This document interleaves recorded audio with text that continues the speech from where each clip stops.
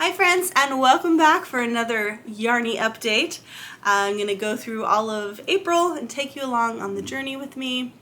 We have a lot of hemming and hawing of how to use our variegated yarn, so I'll take you through that process of trying to find the right pattern to use with my beautiful variegated yarn. And we also go on a yarn crawl. So my sister and I did the LA yarn crawl for the first time.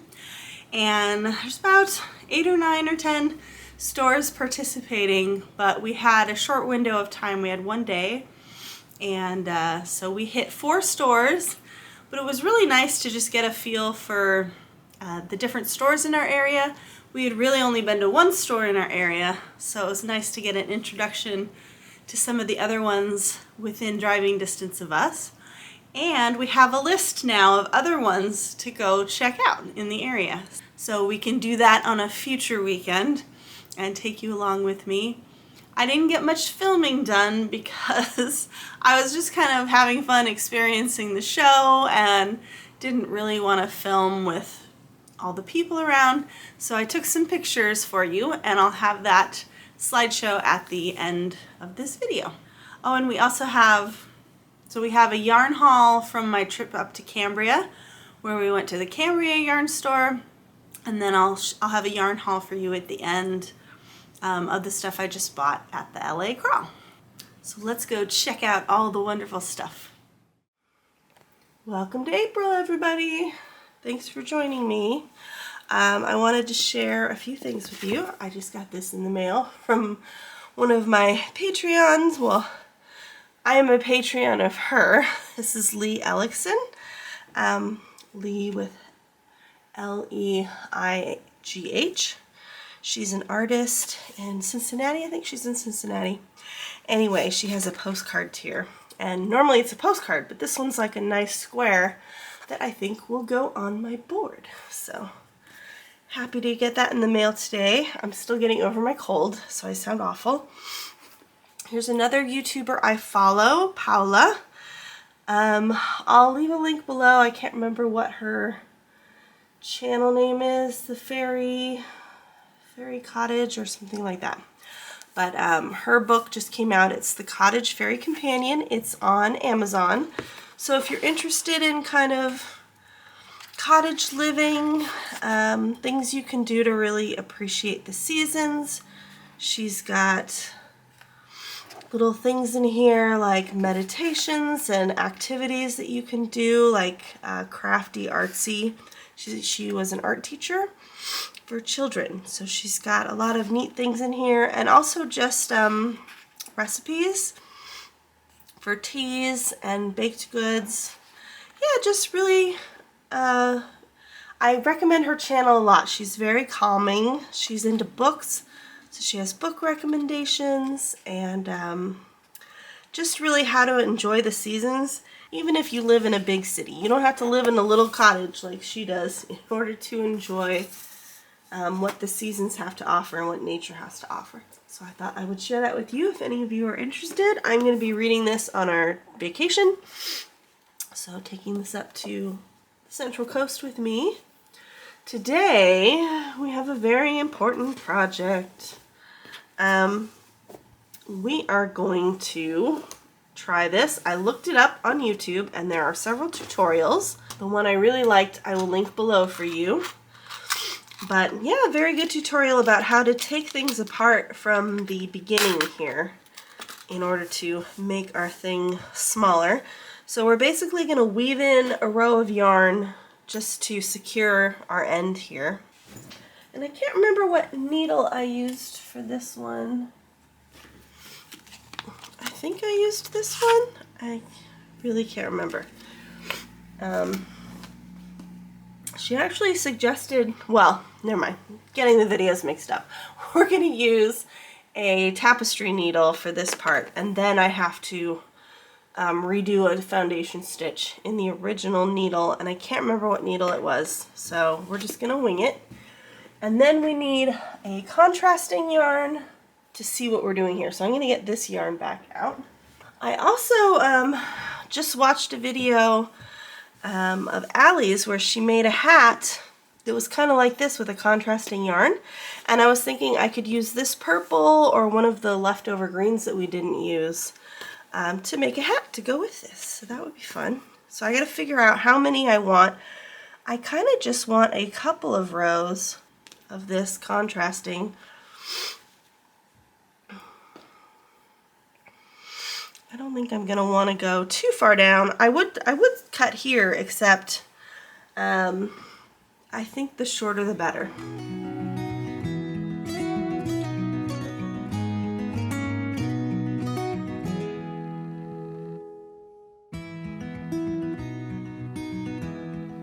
Okay, here comes the scary part. We have to cut off our stitches. Get my trusty scissors here. So we're gonna go right underneath here. And like she said, you might as well go lower than that, just to make sure we're not cutting those stitches. So I'm gonna go a row lower. Just gonna sacrifice some of this beautiful purple, just to be sure. If I can unpick that one row correctly, then I won't have to knot on another piece of this to do our final step. Our final step is we basically have to replace the foundation chain, since we don't have a foundation anymore. Okay. Oh, so scary. Okay, so now we have to take away anything that's not part of that, which basically means we're going to have all these little pieces we're going to have to pull out of here.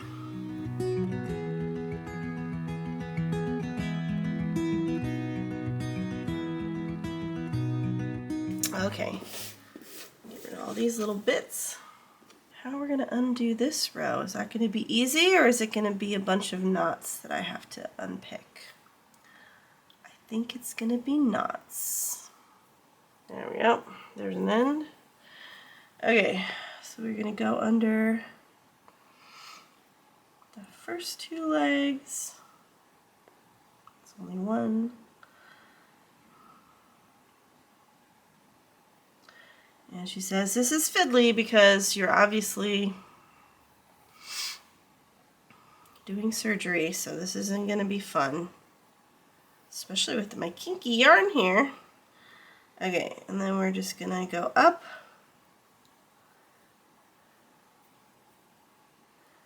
And make like a slip knot. I'm going to do an extra stitch just so that I know what the hell I'm doing. And I'm going to go under this one. And I don't know, incorporate that in there somehow. So basically we're just doing a slip stitch all the way along here.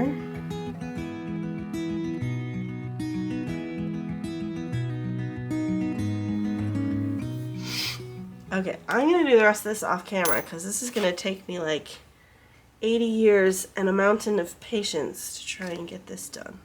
I'll see you when it's done. Okay, we are coming down to the end. Yay! So nothing that a little chicken soup couldn't solve. I just had to eat something. I was dying. So basically you just got to get under these things, and it got a little easier as I went. So there's our last one. And then we're going to do one more stitch, pull it up so that we can get a nice tail. Now I did kind of ruin that one in the very beginning.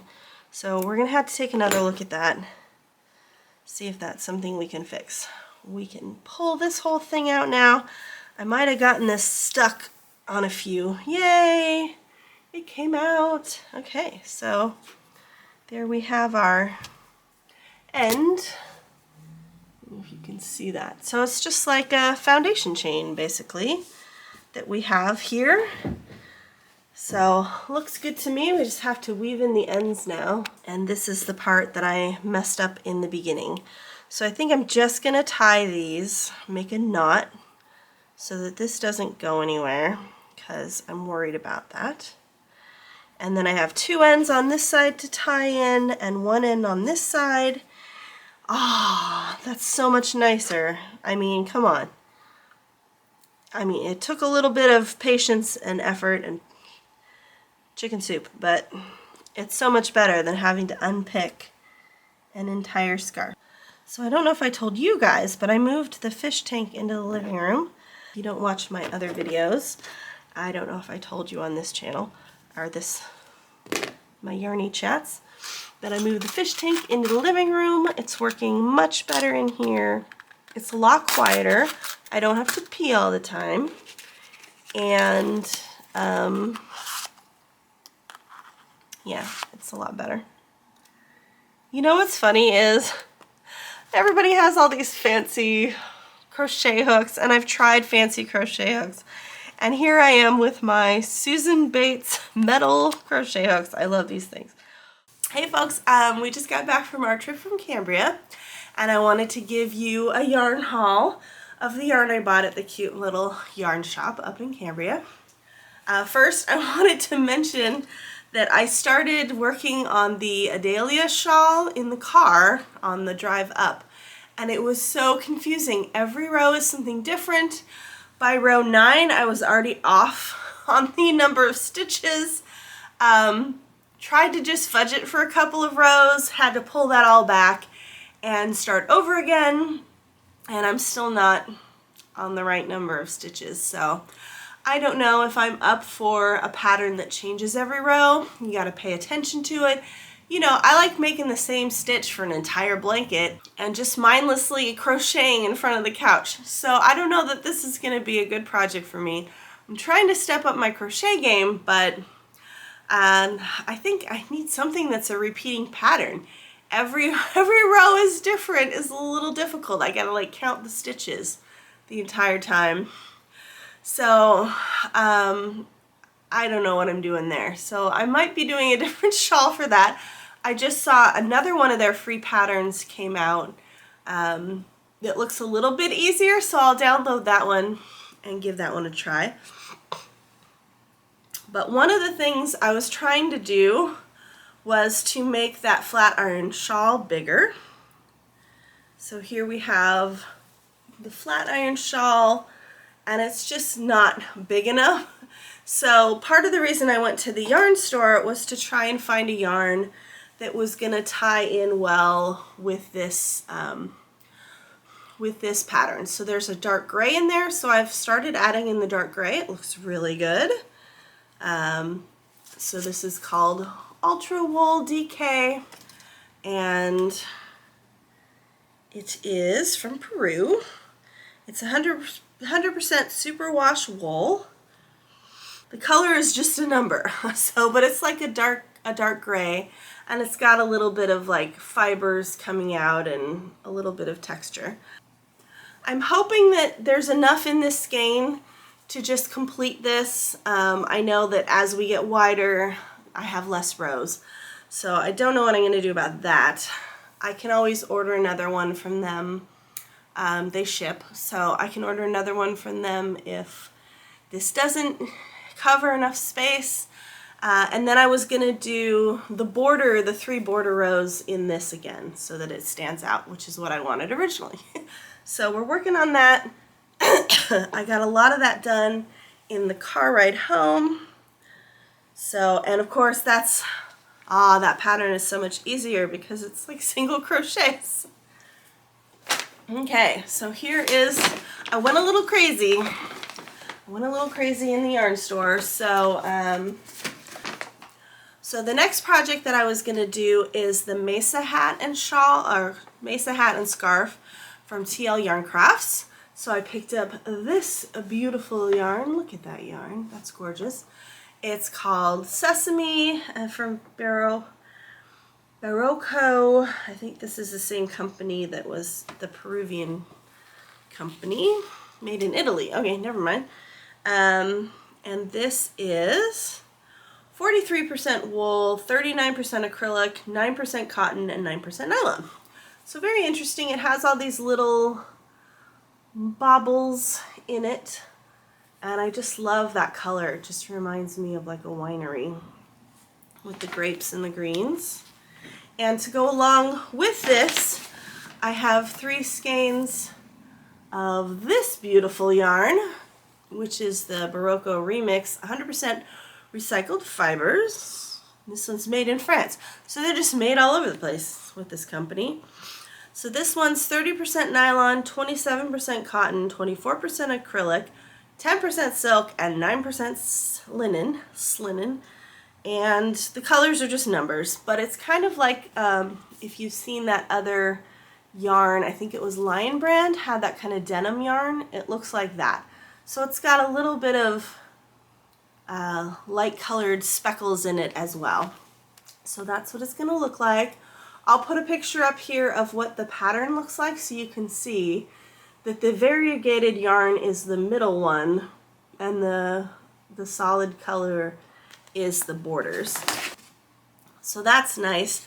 And then the next thing that I got was for this beautiful shawl, another free Expression Fiber Arts pattern, Alchemy. It takes 3 different colors that kind of blend in together. I'm hoping this one's not too difficult because this is a beautiful rectangular shawl that I think is going to look lovely. So for this one, I went for kind of like a desert rose look with these 3. So the middle color is the bridge between the 2, and you use less of that. So these are called Alpaca Heather, which is perfect for me. And they're made by Manos del Uruguay, which is a totally free trade Uruguayan wool company. So that's really nice. And it is 70% wool, 30% alpaca. So that's beautiful. So we've got, these are just numbers again as well, but we have this really deep kind of reddish, purplish brown, and then kind of a mauve color. It has a little bit of variegation. You can see that it goes from like this mauve color to this more muted color. And then this beautiful lilac kind of color. It's really pretty. It's not quite sport weight. It's kind of like DK, but the pattern calls for sport weight. So the nice man at the yarn store helped me do all the calculations. So I should have enough yarn. So I'm very excited about that. And we pulled apart the other shawl, so that works out nicely. It's a nice size, and I'll start wearing it to work in the mornings when it's chilly. So I obviously have tons of yarn and tons of projects to get started on. So when I come up against a mental block like this, where I just can't figure out the pattern, part of me is like, Heather, you got plenty of other projects.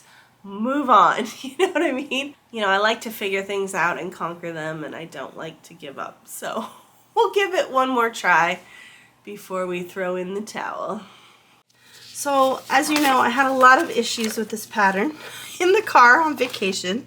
It was just too complicated for me to figure out. I wasn't counting correctly. It's a little hard to read because I'm not a pattern reader, so it was very difficult. I conquered it. I have gotten to row 15, and I got the pattern right, I got the cluster row right, everything's right, except you can't really even tell there's a pattern going on. So all this hard work to get this pattern right, and it just doesn't look like anything because this yarn is so busy. This is my first time making anything other than a repeating scarf with this variegated yarn, so I'm figuring out quite fast that you know, when it's this variegated and this busy, it doesn't really work, and it doesn't look that busy. It looks pretty muted in the ball, but when you actually stitch it up, yeah, I just can't tell there's a pattern there at all, and it just seems like a lot of work to count every single stitch in every row and double check everything, especially as we get bigger. I mean, I'm already counting 85 stitches to get to this point. So I have to regroup and figure out what I'm going to do with this yarn. And I mean, as you can tell from their shawl, you can really see the pattern in this one color, and then it goes into stripes of 2 other colors, And I think that works really well with the solids. You can really see this design in there, whereas you can't really see it in here.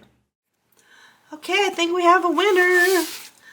So I tried to do a little sample piece with the 4mm crochet hook, and it just looks kind of weird. So I did a wider sample piece with the 5mm crochet hook, and that looks pretty good. So, you know, it's going to stretch a little bit. So that's what it looks like. Let's see if I can get you a plain background to see it against. So that looks really good. I think it's a simple enough pattern. It's just this 2-row repeat by the time you finish the foundation. Yeah, I think that's really gonna work. So this one is the Pluie Calm, and I'm gonna do it in between. They did give me a way to do it because I was worried I wouldn't be able to figure out the repeat, but basically we're doing a multiple of 4. So I just need to do a multiple of 4 in between the small and the large size.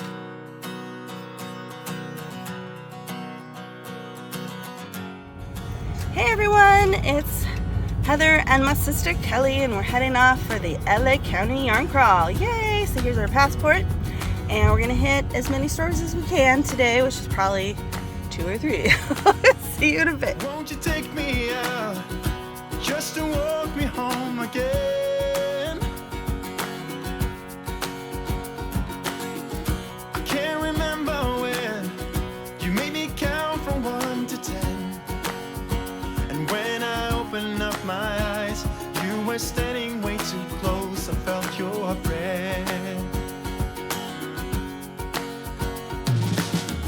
You tried to warm me up and get my juices flowing hard, yeah. But I'm already gone. I see my hand and picked a card. So there's a reason to it all. Before you sell all that you've got, be sure to call. And there's a way around the fear of losing everything you ever thought was real. Okay, so let's take a look at the goodies that I bought on the yarn crawl. I can't really hold these all up for you in one swoop, so let's do them in chunks. One of the projects I was looking for yarn for on this crawl that we did was the adventurous scarf. So this is going to be my first Tunisian crochet project, is the adventurous shawl.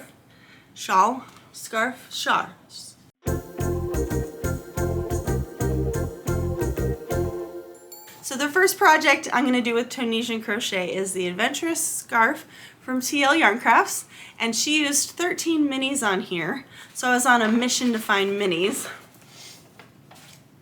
And I really want a rainbow scarf. I don't have one of those yet, so my goal was to find minis in rainbow colors that I could use for this scarf. And my sister had a wonderful idea in the beginning of, oh, let's buy a few minis from each shop, and then at the end, you know, we can make a project with the minis to commemorate our first yarn haul. And I was like, that's such a good idea. I mean, yarn crawl. That's such a good idea. So we went to the first one, which we already knew had minis, and picked up a few there. And then each store we went to, they're like, we don't have any minis, or what are minis? And so it was good in theory, but not everyone apparently carries minis. So we wound up with a few larger balls. So this is a 50 gram skein, and then we wound up with some 15 gram skeins. So I'm gonna have to piece all these together. So here are my purples and greens, and the blue I'm gonna mix in. And then we have our yellows and a red, and then I have a lighter red and orange, so it'll go in this order. And I think by the time I add in the 50 grams, I should be up to the right amount of yarn for this project. It is quite a long scarf, so I'm okay if it doesn't get to quite as long as the one she has. But yay, so that's fun. I'm looking forward to doing that at some point. And then the other project I was trying to find yarn for is the Flatiron Shawl. So this is another Expression Fiber Arts pattern. So my goal was to find a nice solid that I could use for this, and in a color that I don't really have yet. But I wound up getting a color I do already have in another scarf because it was just so beautiful I couldn't resist. So I got 4 beautiful skeins of this grapey grape color, which is just gorgeous. This was from Porter Wool Company. She was actually there from Philadelphia, so she was a vendor at one of the yarn stores. One of the yarn stores had a few yarn vendors, which is really cool. So she had 4 skeins of this, which is what I needed. It has a little variegation from lighter to darker, and I think that'll add just enough visual interest for what I want. So even though I already have that shawl that has purple in it, I think this is just a beautiful colorway. So this is merino nylon 4-ply, so it's 75% superwash merino, 25% nylon. It's fingering weight, and each of these is 100 grams. So that should get me through that shawl. And after all that, I am yarned out. I'm gonna have to put myself on a yarn buying pause, a ban, if you will, for a while, because I've just gone yarn crazy this year. And that's pretty much what happened to me a few years ago when I went fabric crazy. I'm still catching up and using the fabric that I bought like 5 or 6 years ago. So I need to just put a pause on buying any more yarn, get through some of these projects, catch up, and then I can think about more yarn after I've made all of these projects. And as my sister reminded me, I still have the rest of the Moroccan blanket to finish. So I think I've been putting that off with all of these new projects I've been finding. But I do want to eventually get back and tackle the rest of that blanket, because I've already paid for the kits and the yarn, and there's really no reason. I'm on to the little squares now, so it should be easier from here on out.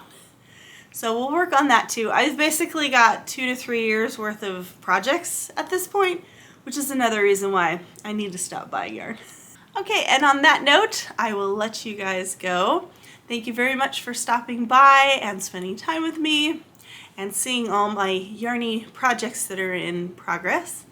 And I will see you with another yarny update next month. I hope you have a wonderful month ahead. Love you. Bye.